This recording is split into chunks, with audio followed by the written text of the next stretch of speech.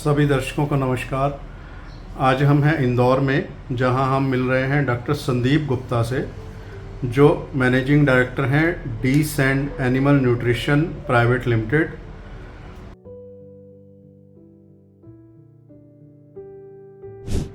नमस्कार डॉक्टर साहब। नमस्कार दिनेश जी। सर, मेरा आपसे पहला सवाल, एनिमल न्यूट्रिशन के फील्ड में आपकी जर्नी काफ़ी शानदार रही है। क्या आप हमें अपनी शुरुआती दिनों के बारे में बता सकते हैं, और क्या चीज़ थी जिसने आपको डीसेंट एनिमल न्यूट्रिशन शुरू करने के लिए इंस्पायर किया, और 2016 से अब तक ये सफ़र कैसे इवॉल्व हुआ है? दिनेश जी, डीसेंट ग्रुप की ओर से आपको बहुत बहुत धन्यवाद। मैं बहुत आभारी हूं कि आपने मुझे इस इंटरव्यू के लिए चुना। दिनेश जी, मुझे लगता है कि सभी व्यक्ति के जीवन में कुछ ना कुछ ऐसे नए मोड़ आते हैं, लेकिन हमको सही समय चुनना होता है। ऐसा ही एक मोड़ मेरे जीवन में तब आया जब मैंने एक एमएनसी कंपनी से दिसंबर सन 2009 में त्यागपत्र दिया। उस कंपनी में मैं as a techno commercial manager की तरह कार्य करता था, और फिर मैंने डीसेंट के नाम से free launch animal nutritionist consultant की तरह कार्य करना शुरू किया। भारतवर्ष के बहुत सारे फीड मिलर्स, इंटीग्रेटर्स ने मेरे कार्य को सराहा, मेरे न्यूट्रिशनल सॉल्यूशन और फीड मिल मैनेजमेंट पर काफ़ी भरोसा दिखाया। बहुत अच्छा। उसी दौरान बहुत सारी डोमेस्टिक कंपनीज और एमएनसीज, एनिमल फीड कंपनीज के प्रतिनिधि मुझसे अपने प्रोडक्ट और सर्विसेज के प्रमोशन के लिए मिलने आते थे। मैं देखता था कि जितने भी एमएनसीज कंपनी के एनिमल फीड सप्लीमेंट कंपनीज के जो प्रतिनिधि थे, वो अपनी फैसिलिटीज, अपनी लेबोरेटरीज, अपनी R&D शो करते थे और कोशिश करते थे ये दिखाने की कि वो इंडियन कंपनी से बेहतर क्यों है। और तभी मैंने एडवांस फैसिलिटीज के साथ में एक ऑर्गेनाइजेशन को एस्टैब्लिश करने का सपना देखा। यदि आपको कुछ अलग करना है तो आपको मार्केट की नीड समझना पड़ेगी, और आपको अपने प्रोडक्ट डेवलप करने के लिए ROI को सेट करना पड़ेगा।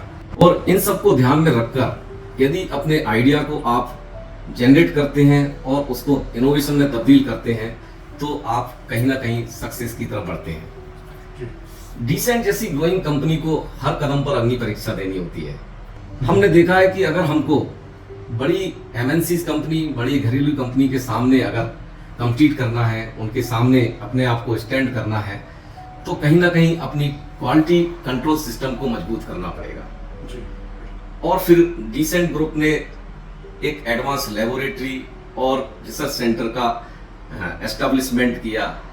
अब ये दोनों भुजाएं डीसेंट के लिए एक मजबूती प्रदान करती हैं, और अब परिणाम आपके सामने है। सर, मेरा आपसे दूसरा सवाल, डीसेंट इंडिया की सबसे तेजी से बढ़ती हुई एनिमल न्यूट्रिशन कंपनीज में से एक है।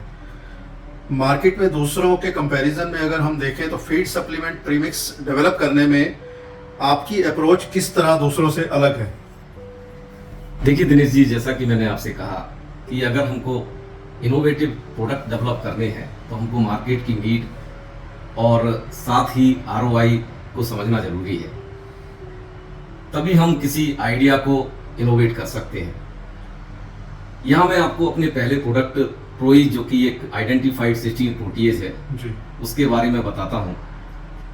जैसा कि हम सभी जानते हैं कि सोयाबीन एक ह्यूमन के लिए और पोल्ट्री के लिए हाईली एक्सेप्टेबल प्रोटीन सोर्स है जी। पोल्ट्री में लगभग इसका यूज 5 to 30% सभी तरह के राशन में, चाहे वो ब्रॉयलर हो, ब्रीडर हो, लेयर में किया जाता है। एज ए न्यूट्रिशनिस्ट हमने भी इसका यूज किया। तब हमने देखा कि जब हम न्यूट्रिशनिस्ट की तरह काम करते थे तो बहुत सारी कंपनीज थी, लेकिन उनमें से कुछ कंपनीज के पास ही प्रोटीन को डाइजेस्टिबिलिटी बढ़ाने के लिए प्रोटीएज एंजाइम थे। लेकिन जब उनके रिजल्ट देखे गए तो अलग अलग तरह की डाइट, जैसे हाई प्रोटीन डाइट, लो प्रोटीन डाइट में उनके रिजल्ट भिन्न भिन्न थे। तब मेरे माइंड में एक आइडिया आया कि क्यों ना हम प्रोटीएज एंजाइम पर वर्क करें, और मैंने सिस्टीन प्रोटीएज पर रिसर्च करना शुरू किया और कई तरह के फील्ड ट्रायल किए, कई तरह के रिसर्च इंस्टीट्यूशनल ट्रायल किए, उसकी ROI सेट की, उसकी मैट्रिक्स सेट की, और हमने देखा कि जितने भी जो फीड मिलर हैं और इंटीग्रेटर हैं, उसको 2.5 से 3% तक हम सोयाबीन मील राशन में से रिप्लेस कर सकते हैं, बिना किसी नुकसान के, बिना किसी परफॉर्मेंस को अफेक्ट किए हुए। अब यहाँ आप देखिए कि भारत वर्ष में सालाना लगभग 25 मिलियन टन फीड का प्रोडक्शन होता है पोल्ट्री के लिए जी। और उसमें सोयाबीन का जो रोल है वो लगभग 5 लाख टन पर महीने की सोयाबीन मील की खपत होती है जी। अगर हम 16 प्रोटीज का पोल्ट्री राशन में उपयोग करते हैं तो लगभग 2.5 to 3% के अप्रोक्सीमेटली हम इतना बचत कर सकते हैं, जो कि लगभग 12,500 टन सोयाबीन मील प्रति माह की बचत के हिसाब से होता है और वो हम ह्यूमन कंजम्पशन के लिए अवेलेबल करवा सकते हैं। जी बिल्कुल। अब इसी तरह से अगर मैं दूसरे प्रोडक्ट की बात करूं जो कि ग्रोइज है, एक वे प्रोटीन और ओमेगा 3 फैटी एसिड बेस्ड है और इंस्टेंट बॉडी वेट गेनर है, जो कि हम ज़्यादातर लेयर ग्रोइंग स्टेज में, ब्रीडर ग्रोइंग स्टेज में और ब्रॉयलर की प्री स्टार्टर स्टेज में यूज़ करते हैं। इस तरह के और भी प्रोडक्ट मार्केट में हैं जो कि प्रोटीन हाइड्रोलाइज्ड बेस है और उनका मेनली सोर्स है सोयाबीन, लेकिन हमने जो सोर्स लिया हुआ है ये वे प्रोटीन है और वे प्रोटीन में पाए जाने वाले high profile amino acid body में वाइटल ऑर्गन्स और इम्यूनिटी को बढ़ाने के लिए काम में आते हैं। हम देख रहे हैं कि ह्यूमन बीइंग के लिए भी कई तरह के मसल वेट गेनर आते हैं जिनमें कि ज़्यादातर वे प्रोटीन कंसंट्रेट होता है। बिल्कुल। तीसरा एक प्रोडक्ट हमने जो लॉन्च किया वो सुपर क्लाउसी है, जिसमें कि बैसिलस क्लाउसी हमने लिया हुआ है और अगर आप देखेंगे कि अभी तक बैसिलस क्लाउसी मार्केट में किसी के पास नहीं था। इसका भी आइडिया हमने ह्यूमन बीइंग से लिया। ह्यूमन में बैसिलस क्लाउसी एक पोटेंट एंटी डायरियल प्रोबायोटिक के नाम से प्रचलित है और यही सेम तर्ज पर हमने इसमें पोल्ट्री में उसके रिसर्च की, उसके ऊपर अनुसंधान किए और as a anti diarrheal probiotic के रूप में उसको हमने प्रमोट करना शुरू किया। यह मैं आपसे शेयर करना चाहूँगा कि हमको प्रोटीएज के लिए 16 प्रोटीएज के लिए इंडियन ग्रांटेड पेटेंट मिला हुआ है। साथ में बैसिलस क्लाउसी का एनिमल फीड सप्लीमेंट के रूप में यूज करने पर भी हमको इंडियन पब्लिश्ड पेटेंट मिला हुआ है। इंडिया का और प्रोटीएज का ये पहला पेटेंट है जो कि डिसेंट के नाम से खुद है और डिसेंट खुद ही उसको कमर्शलाइज भी करती है। बहुत बढ़िया। मैं आपको खुशी से शेयर करना चाहूंगा कि सन 2022 में विक्टम एशिया ने एक animal feed supplement international award घोषित किया था। जी बिल्कुल। और आप भी उसमें विटनेस हैं और ये ग्रोइज, ग्रोइज और सुपर क्लाउसी उसमें इंडिया से विश्व के 13 प्रोडक्ट में, इनोवेटिव प्रोडक्ट में नॉमिनेट थे। जी थैंक यू डॉक्टर साहब। मेरा अगला सवाल सर आपसे, CDNA लैब्स और LSDA पोल्ट्री रिसर्च स्टेशन के साथ आपने स्ट्रॉन्ग रिसर्च बेस्ड इकोसिस्टम बनाया है। डिसेंट के प्रोडक्ट पोर्टफोलियो को शेप करने और लाइवस्टॉक सेक्टर में वैल्यू ड्राइव करने में R&D कितना इंपॉर्टेंट हो सकता है? अगर हमको इंडस्ट्री को शिखर पर पहुंचाना है जी बिल्कुल, तो R&D और लेबोरेटरी ही दो ऐसी भुजाएं हैं जो उसको मजबूती प्रदान करती हैं।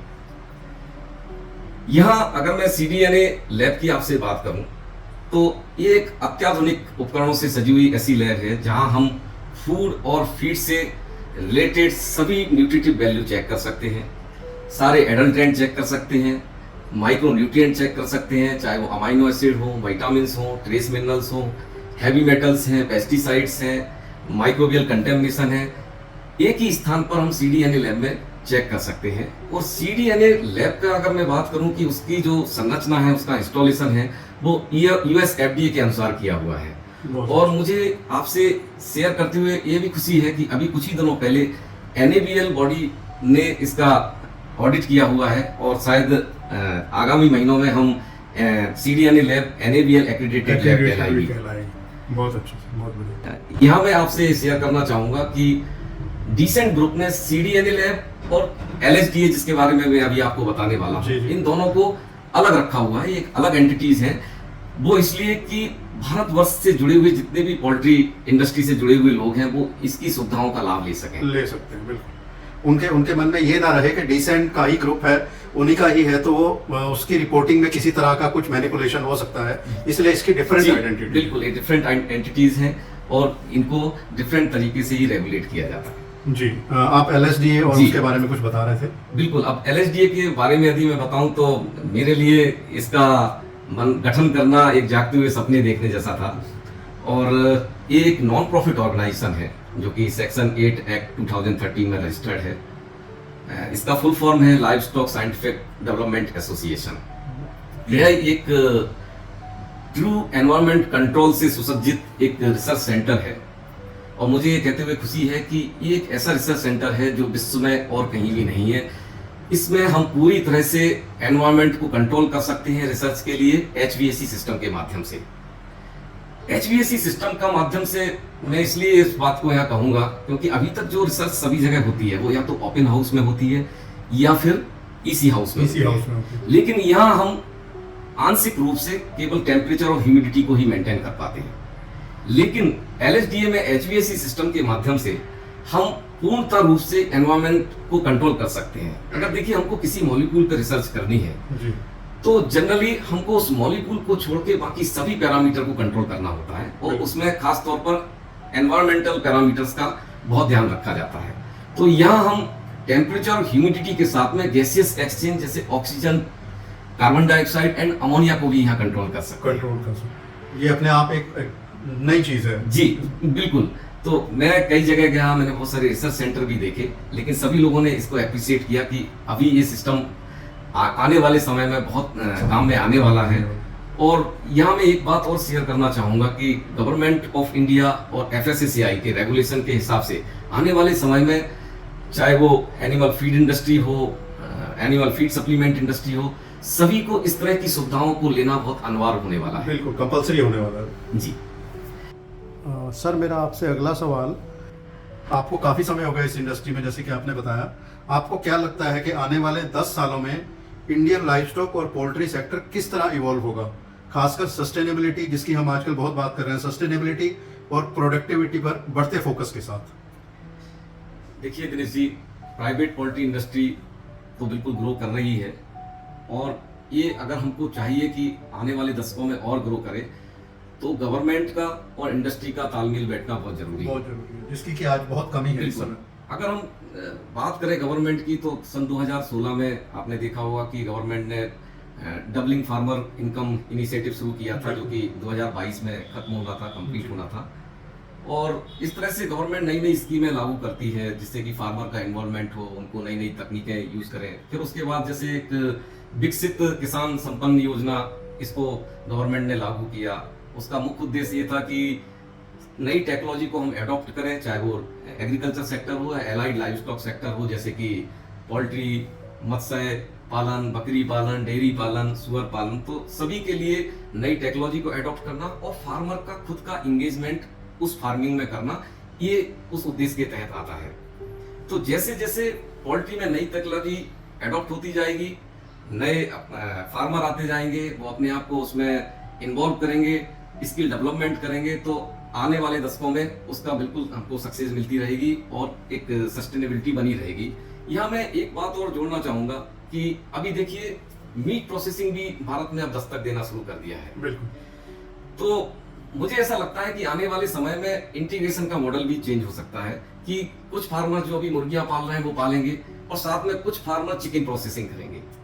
तो जब इन दोनों चीजों का बैलेंसिंग हो जाएगा, इन दोनों पहियों का बैलेंसिंग हो जाएगा, तो पोल्ट्री की जो गाड़ी है वो आगे और अच्छी रफ्तार से चलेगी। मेरा अगला सवाल आपसे सर, आपने पोल्ट्री, डेयरी और दूसरी स्पीशीज में एक्सटेंसिवली बहुत अच्छा काम किया है और नेशनल और इंटरनेशनल जर्नल में आपके रिसर्च भी पब्लिश किया हुए हैं।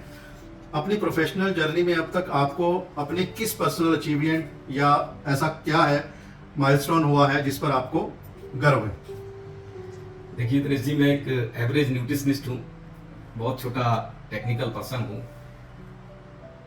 यहाँ मैं आपको बताना चाहूँगा कि मैंने कभी भी रिसर्च को पब्लिकेशन तक सीमित नहीं रहने दिया।